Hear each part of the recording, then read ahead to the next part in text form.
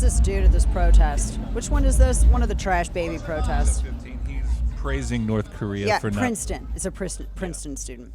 So at Princeton, this dude in a man bun. Okay, I'm just going to take everything I have. First off, Dana, deep breaths. Welcome back, everybody. Welcome back. It's at the bottom of this first hour.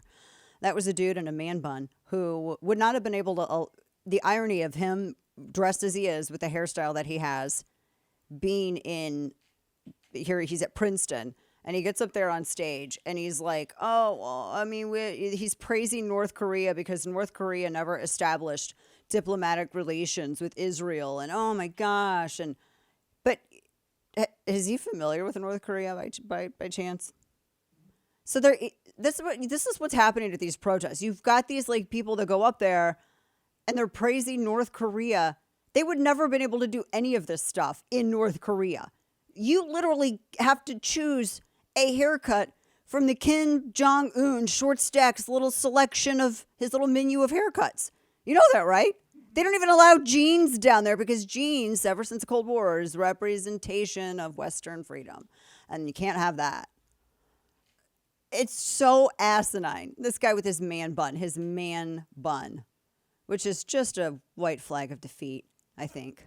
It really is. I think he calls it a samurai top knot. It's not a samurai top knot. I think that's what he calls it. That's not a samurai top knot. No. Don't try that Bushido with me. Pretty that's sure not. That's what he calls it. Good night. But this is the kind of stuff that they're promoting at these protests. I thought my friend Sonny Johnson made a really great point the other day. And I had retweeted it, and I was trying to find it, and I couldn't find it. But she had said that essentially it's a lot of these college, I don't want to say, they're college adults. They're young adults. Like these people are in their 20s. Maybe the youngest amongst them is like 19. But they are weaponized with this. This is what she said. Hamas has copied the American playbook. They have created a proxy war in our country. Our youth are their warriors, and we're watching it happen in real time. She's not wrong. She is not incorrect.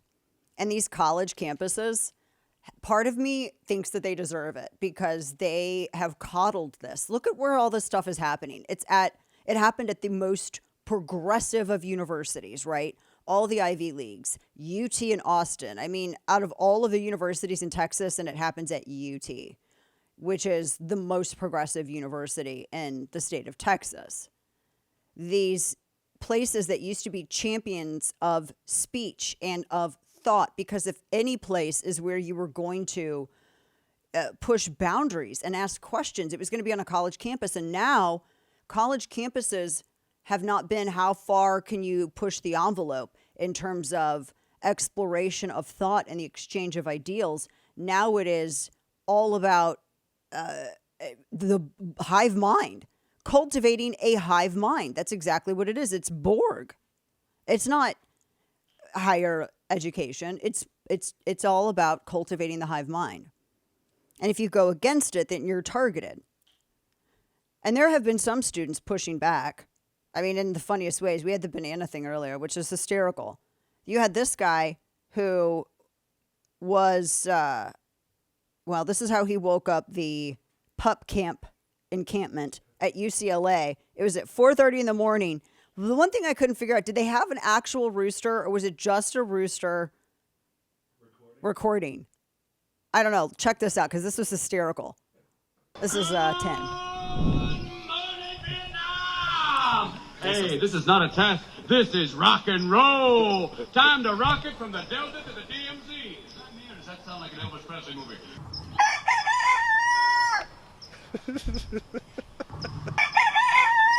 Wake up, commies! Wake up! Wake up! I love it. This guy's the real MVP. I love it. So he plays like Robin Williams' intro, Good Morning Vietnam, and then he's got that rooster recording at 4 a.m. Wake up, commies. It's so good. That's so good. So there was also this, Audio Soundbite 11. And I got this off of, I saw this, there was a progressive account that tweeted it. And they were saying, this guy shouting fat phobic insults. Listen to this. This is Audio Soundbite 11. how to tie a tie, you bum. Learn how to tie a tie, you bum. Learn how to tie a tie, you bum. Take a walk. Why don't you take a walk? Have a salad. Eat a salad. Eat a salad. Eat a salad. Where's the lie? First he was like, learn how to tie a tie, and then he was like, go take a walk, and then he's like, eat a salad. That's a polite thing. It is. He's concerned for their health, Kane. He's giving nutrition advice, I think. I mean, I think, you know what? That's courtesy. That's courtesy for you. That's real. That's manners for you. That's civics for you. You only give that type of information to people you care about. Yeah, if he hated them, he'd be like, go have more, Doritos and Mountain Dew Livewire. That's what he would tell them. But he's like, no, I'm concerned for your health. Perhaps munch on a salad, right? Perhaps nosh on some veggies. That's what he's telling them. He's so polite. What a polite counter-protester. I mean, I got to give some applause to him. That's a good guy. That's a good guy for you. Yeah. So at UCLA, I got to set this up. So at UCLA, they had the cops that came out, and there was an old dude there. And if you would just believe the stuff that you saw on social media, oh my gosh, the cops pulled guns on this old man. But what was at the old man's feet? I want to play the audio/video. So if you're listening, you're not going to be able to see, but it's a guy, and I'll tell you. But if you're watching the simulcast, I want your eagle eyes to maybe point out something on the ground that was in this old dude's possession that maybe, just maybe, would have made cops think that they had to pull their guns out. Go ahead and play. This is audio soundbite 14. The cops are approaching. There's an old man. Oh, what is the police officer? What did he just move out of the way, Kane? That dude dropped some loot. Look at that. That is one giant sword. That's a broadsword. That is. He dropped some loot. So they just defeated this mini boss, and the cop took it. There is a gem in the handle, it looks like. Sure. There's a gem. I'm sure it's plastic. But that sword is like more than half it's a that charged cop's sword. It's like more than half the cop's height. He's got a psyker's weapon. Just turned it on. That's why they drew. That's why. Look, let me tell you guys this. Let me just tell you something. You can't be going at the cops with a sword, all right? It's kind of considered weapony. So you may be met with force, or they may just draw their guns on you. That's the way it is.